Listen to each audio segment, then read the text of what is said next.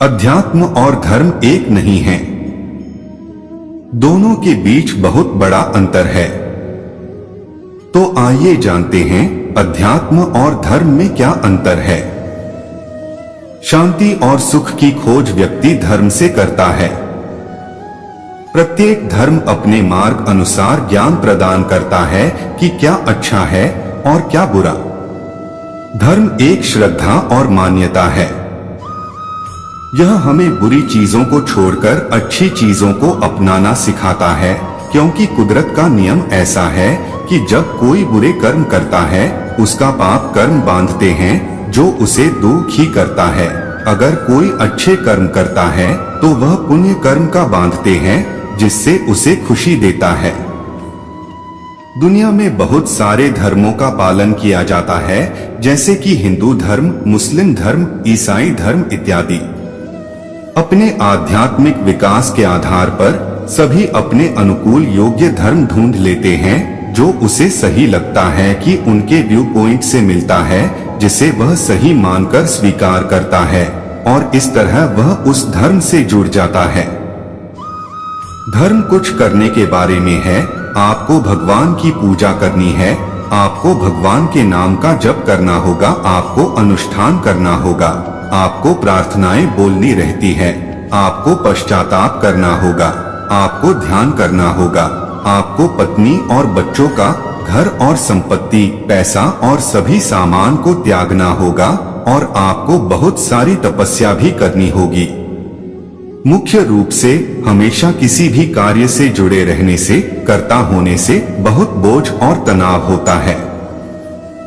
जब कोई व्यक्ति कुछ करना चाहता है और किसी भी कारण से उसे करने में विफल हो जाता है, तब स्वाभाविक रूप से उसके भीतर तुरंत ही बहुत डर और घबराहट हो जाती है जो उसे बहुत बेचैन करती है। अच्छे कर्म करने से निस्संदेह पुण्य कर्म बंधते हैं, लेकिन इन पुण्य कर्मों का फल भोगने के लिए पुनर्जन्म लेना होगा और फिर से इस दुनिया में आना होगा। जन्म और मृत्यु की प्रक्रिया बहुत दर्दनाक है और अपने पुण्य कर्मों के फल का आनंद लेने के लिए जीव को दुहक से गुजरना ही पड़ता है। इसके अलावा पुण्य कर्मों का फल आम तौर पर सांसारिक सुख के रूप में होता है, जो अपने स्वभाव से टेम्परेरी होता है। जब उस सुख का समय समाप्त हो जाता है तो टेम्परेरी सुख अपार दुख देता है, और जब तक कोई इस सुख का अनुभव कर रहा है तब वह थोड़ी देर के लिए संतुष्टि का अनुभव करता है, लेकिन उसके के बाद वह संतृप्त हो जाता है और सुख के कुछ अन्य स्रोत खोजने के लिए आगे बढ़ता है। यह प्रक्रिया जन्म जन्मतर चलती रहती है। ओम आध्यात्मिक आर्टिकल्स। आध्यात्मिकता और धर्म। आध्यात्मिकता और धर्म के बीच में क्या अंतर है? अध्यात्म और धर्म एक नहीं है। दोनों के बीच बहुत बड़ा अंतर है। तो आइए जानते हैं अध्यात्म और धर्म में क्या अंतर है। शांति और सुख की खोज व्यक्ति धर्म से करता है। प्रत्येक धर्म अपने मार्ग अनुसार ज्ञान प्रदान करता है कि क्या अच्छा है और क्या बुरा। धर्म एक श्रद्धा और मान्यता है। यह हमें बुरी चीजों को छोड़कर अच्छी चीजों को अपनाना सिखाता है, क्योंकि कुदरत का नियम ऐसा है कि जब कोई बुरे कर्म करता है उसका पाप कर्म बांधते हैं जो उसे दुखी करता है। अगर कोई अच्छे कर्म करता है तो वह पुण्य कर्म का बांधते हैं जिससे उसे खुशी देता है। दुनिया में बहुत सारे धर्मों का पालन किया जाता है, जैसे कि हिंदू धर्म, मुस्लिम धर्म, ईसाई धर्म इत्यादि। अपने आध्यात्मिक विकास के आधार पर सभी अपने अनुकूल योग्य धर्म ढूंढ लेते हैं जो उसे सही लगता है कि उनके व्यू पॉइंट से मिलता है, जिसे वह सही मानकर स्वीकार करता है और इस तरह वह उस धर्म से जुड़ जाता है। धर्म कुछ करने के बारे में है। आपको भगवान की पूजा करनी है, आपको भगवान के नाम का जप करना होगा, आपको अनुष्ठान करना होगा, आपको प्रार्थनाएं बोलनी रहती है, आपको पश्चाताप करना होगा, आपको ध्यान करना होगा, आपको पत्नी और बच्चों का, घर और संपत्ति, पैसा और सभी सामान को त्यागना होगा और आपको बहुत सारी तपस्या भी करनी होगी। मुख्य रूप से हमेशा किसी भी कार्य से जुड़े रहने से, कर्ता होने से बहुत बोझ और तनाव होता है। जब कोई व्यक्ति कुछ करना चाहता है और किसी भी कारण से उसे करने में विफल हो जाता है, तब स्वाभाविक रूप से उसके भीतर तुरंत ही बहुत डर और घबराहट हो जाती है, जो उसे बहुत बेचैन करती है। अच्छे कर्म करने से निस्संदेह पुण्य कर्म बंधते हैं, लेकिन इन पुण्य कर्मों का फल भोगने के लिए पुनर्जन्म लेना होगा और फिर से इस दुनिया में आना होगा। जन्म और मृत्यु की प्रक्रिया बहुत दर्दनाक है और अपने पुण्य कर्मों के फल का आनंद लेने के लिए जीव को दुहक से गुजरना ही पड़ता है। इसके अलावा पुण्य कर्मों का फल आम तौर पर सांसारिक सुख के रूप में होता है, जो अपने स्वभाव से टेम्परेरी होता है। जब उस सुख का समय समाप्त हो जाता है तो टेम्परेरी सुख अपार दुख देता है, और जब तक कोई इस सुख का अनुभव कर रहा है तब वह थोड़ी देर के लिए संतुष्टि का अनुभव करता है, लेकिन उसके के बाद वह संतृप्त हो जाता है और सुख के कुछ अन्य स्रोत खोजने के लिए आगे बढ़ता है। यह प्रक्रिया जन्म जन्मतर चलती रहती है।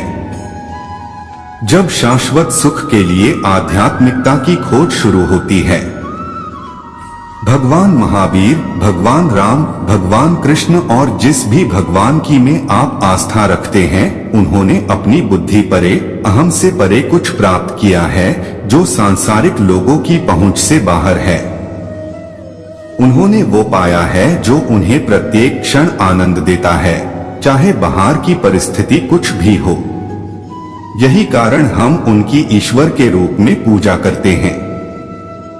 जन्म जन्मांतर जैसे जैसे आध्यात्मिक प्रगति की यात्रा में स्वाभाविक रूप से प्रगति होती जाती है, अंततः उसके अपने अनुभव उसे यह अनुभव होता है कि सारी सांसारिक वस्तुएं विनाशी हैं और सांसारिक वस्तुओं का सुख भी विनाशी है। यह अनुभूति उसके भीतर अविनाशी सुख की आध्यात्मिक खोज को जागृत करता है। यह स्थिति पर वह पहुंचने, अनुसरण करने और बाद में भगवान के साथ एक हो जाते हैं। वह उसके साथ एक रूप होना चाहता है, लेकिन कैसे वह नहीं जानता। आंख खोज शुरू होती है कि मुझे अविनाशी सुख कहां से मिलेगा।